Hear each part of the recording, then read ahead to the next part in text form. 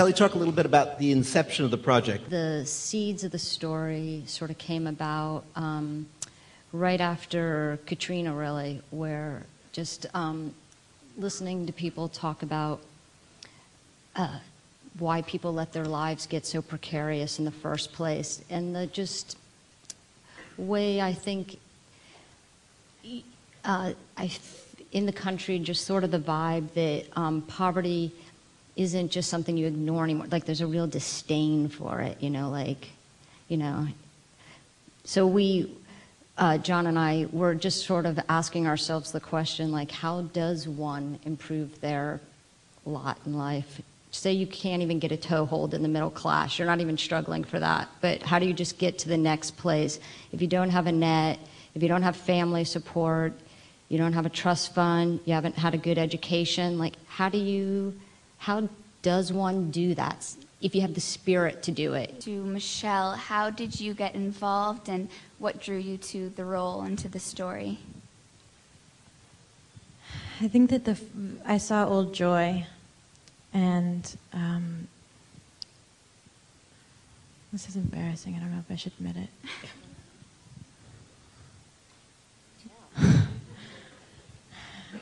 It's embarrassing and it's sexist and what the hell. I liked it so much, and I was so drawn to it, and the filmmaking and the performances. The performances really blew me away. I just thought, like, Will Oldham was just sort of like lightning. Like, you just couldn't pin him down, and you spent 2 hours with this guy, and you feel like you knew even less about him, and there was like this essential mystery that was still intact. And I wanted to attempt something like that. I wanted to learn something about how he had done that, and I was so impressed. I thought, Kelly, this is embarrassing, was a man. I thought Kelly, it was Kelly, and I just, somewhere in my head, I just made this assumption, and then I met her, and but Michelle, I know, it's really embarrassing. It's embarrassing. I don't know what. I don't know. And Todd Haynes, who I'd worked with before, had sent the script. That's how I first heard of it. And actually, it was a short story. He first sent the short story. And so it was the combination of those things. What was really fucked up is after she found out I was a woman, she tried to back out of it. Thank you. Really. Interesting. That's not real. I was looking at a lot of neo-realism, Italian neo-realism, and new German cinema, just thinking about how some of those films just context-wise really seemed relevant right now for life in America. But I teach film, and so I don't know, at this point it is really hard to know exactly what's influencing you, because there's so many films by now, and there's definitely probably the films I teach with, and I do use a lot of Bresson, because I'm deconstructing them all the time, probably do have, and Sajiet Ray, and I don't know, so many filmmakers. Monty Hellman is an American filmmaker that I really, Yes, ma'am. I have a question about the song, about Wendy's song that's throughout it. Whose idea was that? It seemed both very natural, and it also seemed somehow to quell her anxiety within the film. And I was wondering how it evolved as an idea. I think Michelle actually originally she wanted so much is internal about her. And so I asked Will Oldham, I think you asked him. I think it was between you and Will. It was, I spent a lot, sort of preparing for it, I just spent a lot of time alone, and I would find myself, it was like a genesis of like, am I going to mumble, am I going to hum, am I going to sing, am I going to, there's something that you do when you're totally unobserved for hours and hours and hours on end. That's what I found anyway, and the mumbling seemed too idiosyncratic or something. It was too savant, or I don't know. It wasn't working, and so I thought about humming. And every time I would hum, I would find myself humming like, "Can't buy me love, can't buy me love."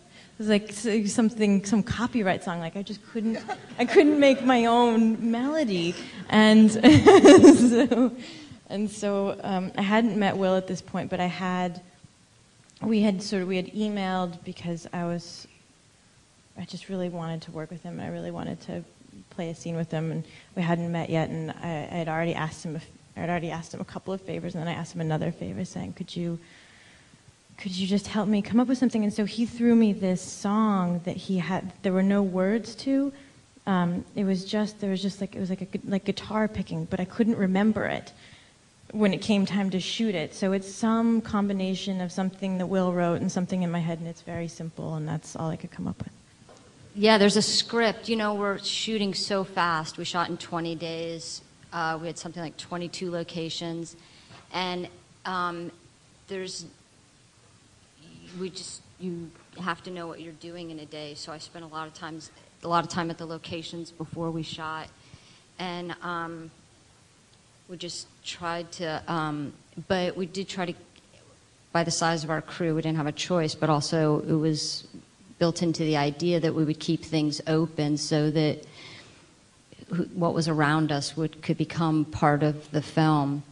And so we shot for 20 days with a 10 to 13 person crew, with Sam Levy shooting, and then I came home and started editing. I cut for like 6 months, and just in my apartment. It's not expensive. Everyone can do that now.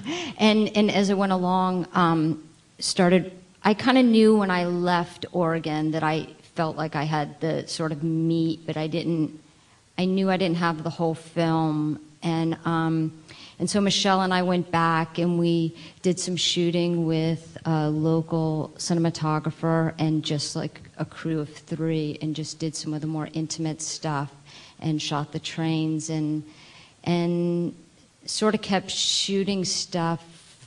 And I got the last trains I got the weekend before I locked picture. And so just being able to spend some time with just 3 or 4 of us allowed us to, like, the car in the scene in the rain, to get some of the more intimate stuff that we couldn't do in the rigor of the 20-day shoot, which was super intense, and just you just don't have time to really fuck around, or like Will Patton, when he came to shoot the mechanic, I remember at one point him saying to me, like, "Kelly, I'm getting the idea that it's going to be like one take, and that's it." I'm like, "Will, you're catching on. That's it." Don't hold back. Don't wait for take 2 because, TikTok. So, things are moving pretty quickly, and we are sort of, like Will and Michelle are meeting each other that morning, and we're rehearsing on set while we're figuring out the shots, and it's all. I'm not recommending it as a way to make films. Mind you. I am. I want to thank Kelly and You Michelle guys. very, Thank very you. much.